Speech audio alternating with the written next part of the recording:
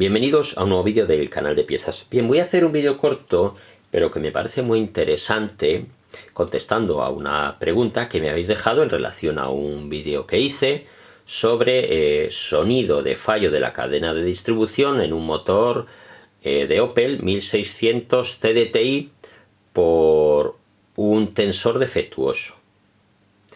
A ver, alguien ha escrito, bueno, que en el motor de su coche le suena la cadena de distribución, pero solo durante unos segundos. También he visto otros comentarios que habéis puesto de que os sonaba solamente al arrancar el motor. Y he visto también algún comentario en otros vídeos en el que poníais que al cambiar la marca de aceite sonaba la cadena de distribución. A ver, si os pasa al cambiar la cadena, al cambiar el aceite, volver al aceite que echabais antes, ¿vale?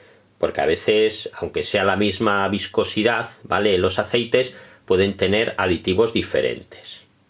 Por eso mi consejo es que volváis, porque en esos segundos puede bastar. De hecho, hemos tenido motores que empezaron a sonar solamente durante unos segundos y bastaron esos segundos para que se saliera la cadena de distribución y se dañaran los motores.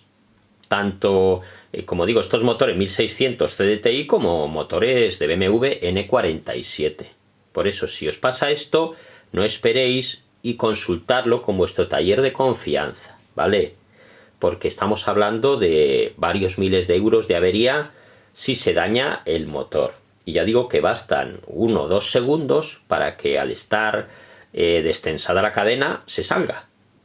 Igual que pasaría una cadena normal de una bicicleta, de una moto que se puede salir, pues aquí lo mismo, falla el tensor hidráulico y os puede pasar, ¿vale? Tener cuidado con estas cosas. Bueno, aquí os dejo este vídeo cortito. Si os ha sido de utilidad, pues no olvidéis dar un like y suscribiros al canal.